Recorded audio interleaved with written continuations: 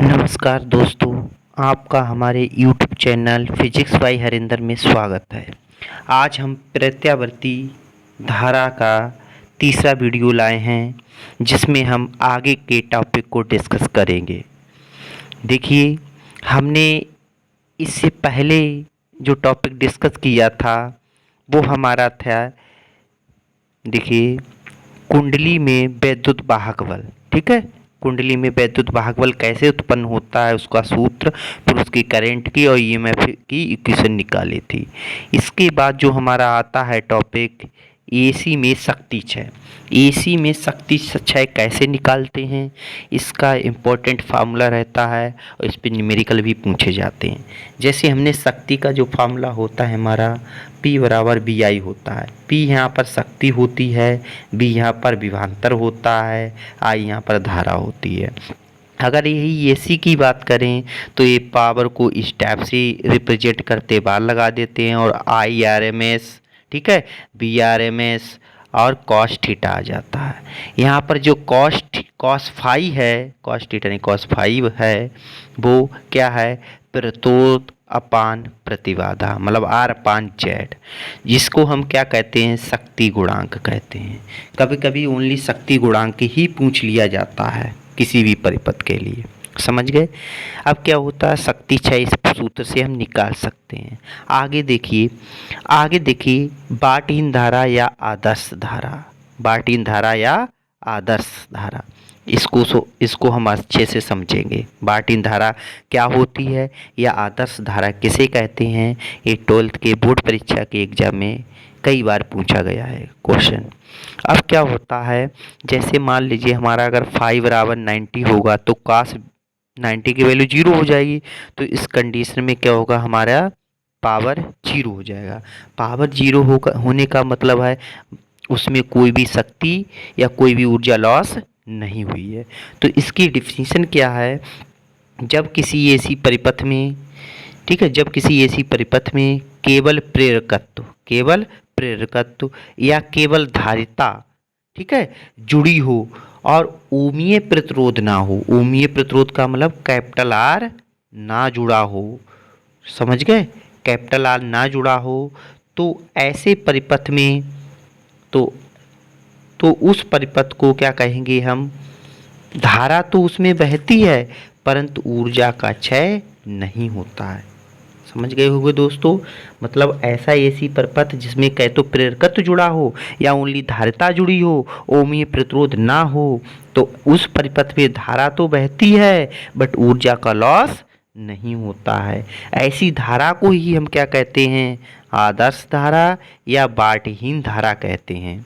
ऐसे परिपथ को हम क्या कहते हैं, बाटहीन धारा परिपथ कहते हैं। जैसे कौन सा परिपथ होता है हमारा, चौक कुंडली। अब यहाँ पर चौक कुंडली इम्पोर्टेंट रहता है, ये चौक कुंडली का ही एग्जाम्पल है। अब चौक कुंडली को अच्छे से समझ लेंगे।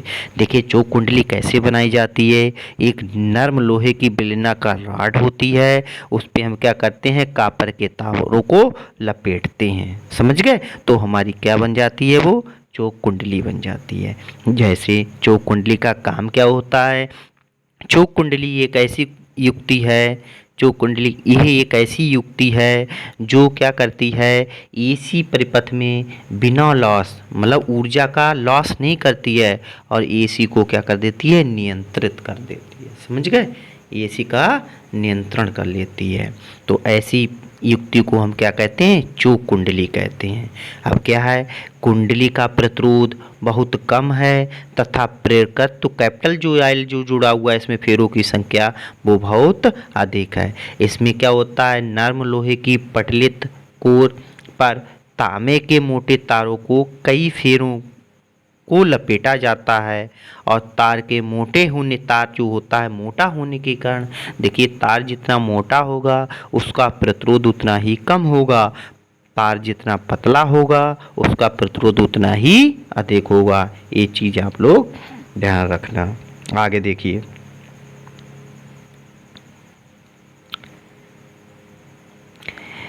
ठीक है, आर का मान बहुत कम होगा, नर्म लोहे की क्रूड पे फेरों की संख्या ज़्यादा होने के कारण कुंडली का प्रेरकत्व कैपिटल एल बहुत अधिक हो जाता है, क्योंकि फेरों पर डिपेंड करता है, जहां कुंडली एक एलआर परिपथ का निर्माण करती है। क्या बनाती है, कौन सा परिपथ बनाती है, एलआर परिपथ। जब एलआर परिपथ बनाती है तो उसकी प्रतिबाधा का सूत्र क्या होगा, जेड बराबर आर स्क्वायर प्लस एक्सएल, और एक्सएल बराबर क्या होता है, ओमेगा एल। वैल्यू रख देंगे यहाँ पर, ठीक है, ये प्रतिबाधा का सूत्र हो जाएगा।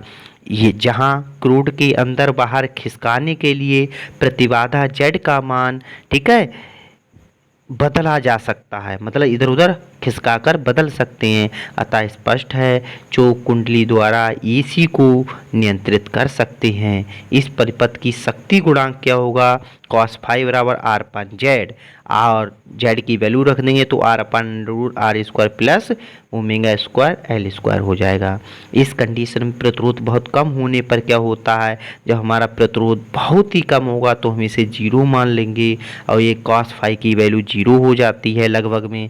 जब जीरो हो जाती है, यहाँ पर जीरो रखेंगे तो पावर का मान क्या आ जाएगा, हमारा शून्य आ जाएगा।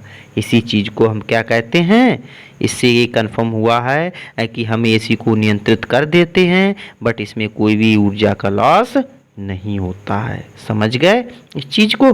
अब आगे देखिए, नेक्स्ट हमारा जो इम्पोर्टेंट, सबसे इम्पोर्टेंट इस टॉपिक का क्वेश्चन, ट्रांसफार्मर। देखिए ट्रांसफार्मर का कार्य क्या होता है, पहले तो ये जानेंगे। देखिए ट्रांसफार्मर का जो कार्य होता है, वोल्टेज को बदलना, ठीक है, हाई करना या लो करना, ये ट्रांसफर का कार्य होता है। तो ट्रांसफर होता क्या है, पहले इसकी डेफिनेशन देखिए। ट्रांसफर क्या है, देखिए यह एक ऐसी युक्ति है जो एसी वोल्टेज को, ठीक है, बदलती है। एसी वोल्टेज को क्या करती है, बदलती है, जिसमें पटलित क्रोड पर तांबे के तारों को दो कुंडलियां लगी रहती हैं। प्राथमिक कुंडली के आधार पर ये दो प्रकार के होते हैं। समझ गए कौन कौन सी, एक स्टेप अप ट्रांसफार्मर, एक स्टेप डाउन ट्रांसफार्मर, ठीक है, ये दो ट्रांसफार्मर होते हैं। तो स्टेप अप ट्रांसफार्मर के बारे में सुनेंगे क्या होता है। देखिए जब क्या होता है, प्राथमिक कुंडली में फेरों की संख्या कम होती है तथा द्वितीयक कुंडली में फेरों की संख्या अधिक होती है, तो उसको हम क्या कहते हैं, स्टेप अप ट्रांसफार्मर कहते हैं। ये क्या करता है, निम्न वोल्टेज को हाई वोल्टेज कर देता है। समझ गए, स्टेप अप। देखिए ये एसी वोल्टेज को बढ़ाता है। इसकी प्राथमिक कुंडली में फेरों की संख्या कम तथा द्वितीय कुंडली में फेरों की संख्या ज़्यादा होती है। समझ गए। स्टेप डाउन ट्रांसफार्मर क्या होता है, ठीक है, ये क्या करता है, इसमें क्या होती है, प्राथमिक कुंडली में फेरों की संख्या ज़्यादा, द्वितीय कुंडली में फेरों की संख्या कम होती है, तो इससे क्या होता है, वोल्टेज हमारा कम होता है। देखिए ये एसी वोल्टेज को घटाता है। इसकी प्राथमिक कुंडली में फेरों की संख्या अधिक तथा द्वितीय कुंडली में फेरों की संख्या कम होती है। समझ गए, ये हो गया हमारा down transformer, step down transformer. आगे देखिए, अब इसका सिद्धांत क्या होता है। ऑब्जेक्टिव में क्वेश्चन पूछा जाता है कि जो ट्रांसफार्मर होता है वो किस सिद्धांत पर वर्क करता है, तो वो अन्योन्य प्रेरण के सिद्धांत पर वर्क करता है। ये चीज़ आप ध्यान रखना। आगे देखिए वर्किंग क्या है इसकी। जब हम ट्रांसफार्मर की प्राथमिक कुंडली को एसी स्रोत से जोड़ते हैं तो उसमें एसी बहने लगती है, जिस कारण चुंबकीय फ्लक्स में परिवर्तन होता है और प्राथमिक कुंडली में फेरों की संख्या एनपी और फैराडे के द्वितीय नियम से इसको, ठीक है, प्रेरित विद्युत वाहक बल निकाल लेते हैं। देखिए जब किसी कुंडली में फ्लक्स परिवर्तन होता है तो उसमें क्या होता है, प्रेरित विद्युत वाहक बल उत्पन्न हो जाता है, जिसके कारण उसमें धारा बहने लगती है। अब क्या करेंगे, हम फैराडे के द्वितीय नियम से इसको निकालेंगे।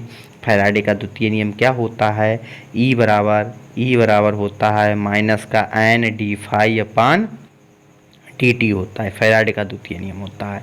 अब प्राथमिक कुंडली के लिए निकालें तो ईएमएफ क्या लिख लिया, पी लिख दिया। पी मीन्स होता है प्राइमरी, और नंबर ऑफ, ठीक है, फेरों की संख्या क्या हो जाएगी, एन पी, और D five upon D T. समीकरण हो गए फर्स्ट। अब देखिए द्वितीय कुंडली के लिए, तथा अन्योन्य प्रेरण की घटना के कारण द्वितीय कुंडली में ईएमएफ उत्पन्न, द्वितीय कुंडली में क्या हो जाएगी, ई एस हो जाएगा, क्योंकि सेकेंडरी कॉइल्स मतलब कहते हैं, एंड ऐसे यहाँ फेरों की संख्या हो जाएगी, बाकी ये चीज़ समान रहेगी। इक्वेशन 2 बोल देंगे इसके लिए, ठीक है। अब क्या दोनों इक्वेशन जो हैं इनको आपस में क्या करेंगे, डिवाइड कर देंगे। क्या कर देंगे, आपस में डिवाइड कर देंगे, ठीक है। इस इक्वेशन को, अच्छा यस, ये इक्वेशन यहाँ पर ये गलत लिखी हुई है, ठीक है, ये नहीं, यहाँ पर डिवाइड किया। देखिए यहाँ पर ये आपस में डिवाइड कर देंगे, सेकेंडरी को प्राइमरी से डिवाइड करेंगे तो यहाँ से फ्लक्स वाला टर्म कट जाएगा, माइनस माइनस कट जाएगा, क्या आ जाएगा, ई एस, मतलब सेकेंडरी का ईएमएफ बटे प्राइमरी का ईएमएफ बराबर नंबर ऑफ सेकेंडरी और नंबर ऑफ प्राइमरी, ठीक है। फिर ये हो जाएगा हमारा सूत्र। आगे देखिए, आगे करंट के लिए भी निकालेंगे तो करंट जस्ट उल्टा होता है। जैसे मान लीजिए जो है ईएमएफ सेकेंडरी का और ईएमएफ प्राइमरी का, ऐसे फेरों की संख्या भी सेकेंडरी की बटे प्राइमरी की। बट करंट में क्या होता है, ऊपर आता है प्राइमरी का करंट, नीचे आता है सेकेंडरी का करंट, ये तीनों में रिलेशन होता है, ये चीज़ याद रखना। आगे देखिए, या अप ट्रांसफार्मर्स के लिए जो सेकेंड एनएस होता है वो सदैव क्या होता है, ज़्यादा होता है, समझ गए। जब ये ज़्यादा होगा तो क्या है, हमारा ईएमएफ भी ज़्यादा होगा। देखिए सेकेंडरी पे फेरों की संख्या ज़्यादा होती है, ठीक है। अप के लिए तो ईएमएफ भी ज़्यादा होगा बट धारा क्या होगी, कम होगी, ये चीज़ याद रखना। ऐसे डाउन ट्रांसफार्मर के लिए क्या होगा, प्राइमरी कॉइल्स में क्या होगा, न फेरों की संख्या ज़्यादा होगी, ईएमएफ प्राइमरी का ज़्यादा होगा, करंट किसका ज़्यादा होगा, सेकेंडरी का, जस्ट उल्टा है, ठीक है। आगे देखिए, आगे हमारे ट्रांसफार्मर का परिमाण अनुपात है, ये क्या होता है, आर बराबर N S upon N P, ठीक है, और ई एस अपान ई पी होती है, ये परिमाण अनुपात होता है। स्टेप अप ट्रांसफार्मर के लिए परिमाण अनुपात का मान क्या होता है, सदैव 1 से अधिक होता है। स्टेप डाउन के लिए क्या होता है, सदैव 1 से कम होता है, ये चीज़ याद रखना है, ऑब्जेक्टिव में पूछा जाता है। अब इसके लिए क्या होगा, ट्रांसफार्मर की दक्षता ईटा बराबर इफिशिएंसी कहते हैं, आउटपुट पावर बटे इनपुट पावर, ये होती है दक्षता निकालने के लिए फार्मूला। अब क्या है, एसी डीसी से उपयोगी है, मतलब एसी डीसी से कैसे उपयोगी है, देखिए पहला पॉइंट है हमारा, पहला पॉइंट है एसी वाले यंत्र डीसी वाले यंत्रों की तुलना में मजबूत और सुविधाजनक और टिकाऊ होते हैं, समझ गए, मजबूत, सुविधाजनक और टिकाऊ होते हैं। आगे देखिए, दूसरा पॉइंट है एसी का उत्पादन डीसी से सस्ता होता है। एसी का उत्पादन जो होता है वो डीसी से क्या होता है, सस्ता होता है। देखिए ट्रांसफार्मर के द्वारा एसी वोल्टेज को बदला जा सकता है, जहां आवश्यकता होती है वहां डिस्टिकारी की तरह एसी का आसानी से डीसी में बदल लेते हैं। मतलब जहां आवश्यकता होगी तो हम एसी को ही किस में बदल देते हैं, डीसी में बदल लेते हैं। इसीलिए क्या होती है, एसी हमारी डीसी से, ठीक है, उपयोगी होती है। आगे देखिए पांचवा पॉइंट, चोक कुंडली के द्वारा हम एसी को नियंत्रित कर सकते हैं, जिसमें ऊर्जा का लॉस भी नहीं होता है या बहुत कम होता है। अब एसी के दोष क्या हैं, वो तो उपयोगी हो गए। एसी डीसी से ज़्यादा खतरनाक होती है, दोष हो गया। एसी के द्वारा विद्युत अपघटन की क्रिया नहीं कराई जा सकती है, ये भी दोष हो गया।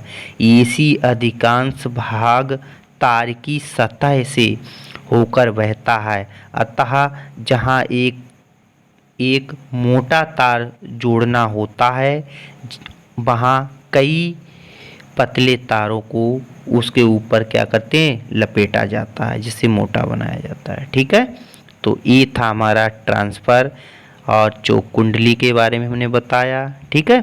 शक्ति क्षय बताई और एसी का मतलब एसी डीसी से उपयोगी क्यों है और एसी के दोष। आज के लिए यहीं पर टॉपिक समाप्त करते हैं, इसके आगे के टॉपिक के लिए नेक्स्ट वीडियो में हम समझाएंगे। थैंक यू सो मच, नमस्कार।